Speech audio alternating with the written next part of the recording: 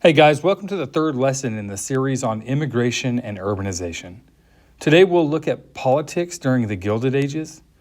In this lesson, we'll learn how political corruption in the 19th century led to calls for reform, and how these reforms paved the way for a more honest and efficient government in the 20th century.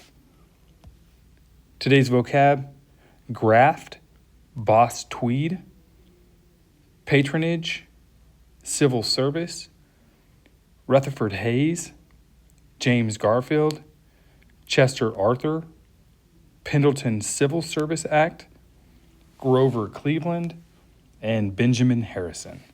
As we saw in the last lesson, cities were busting out the seams because of massive growth.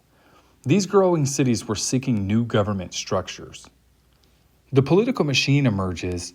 A political machine is an organized group that controls the city's political party. The machine gives services to voters and businesses for political favor and financial support. After the Civil War, these political machines gained control of the major American cities. A political machine is structured like a pyramid. Local workers were the base of the pyramid. Precinct captains would answer to the ward bosses, and the ward bosses to the city boss. The political boss controlled access to city jobs and business licenses, whether the political boss was the mayor or not. He also had influence over courts and municipal agencies and arranged building projects and community services.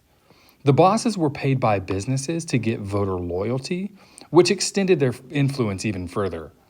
Many of the captains and bosses are first or second generation Americans, so the machine helped immigrants with naturalization, jobs, and housing. A lot of election fraud and graft takes place.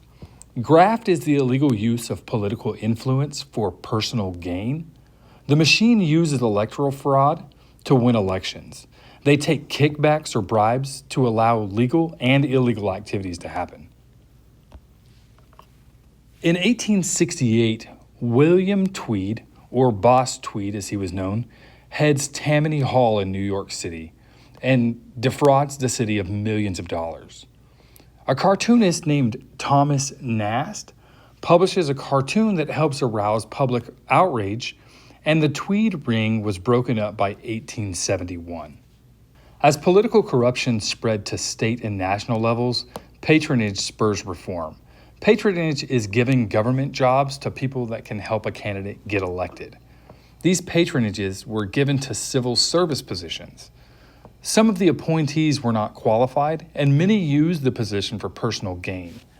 The reformers are going to press for a merit-based system when hiring for civil service jobs. Republican presidential candidate Rutherford B. Hayes was elected in 1876, and he names a politically independent cabinet. Hayes creates a commission to investigate corruption and even fires 2 officials, which angers the stalwarts.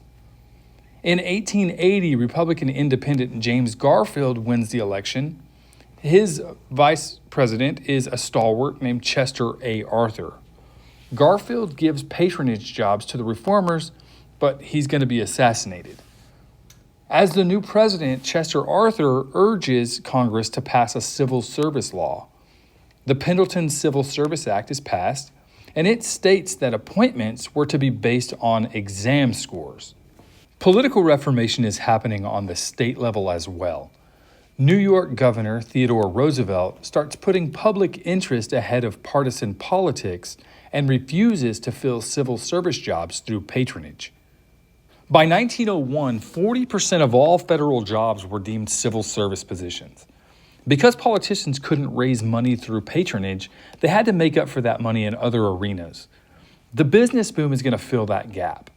Alliances between big business and government had never been stronger. Big business wanted the government to impose higher tariffs. A tariff is essentially taxing a foreign product, and by doing this, you're protecting domestic industries. However, the Democratic Party was opposed to raising tariffs. In 1884, Democratic President Grover Cleveland opposed high tariffs, but Congress was controlled by Republicans, so he's unable to lower them. In 1888, Benjamin Harrison is elected president.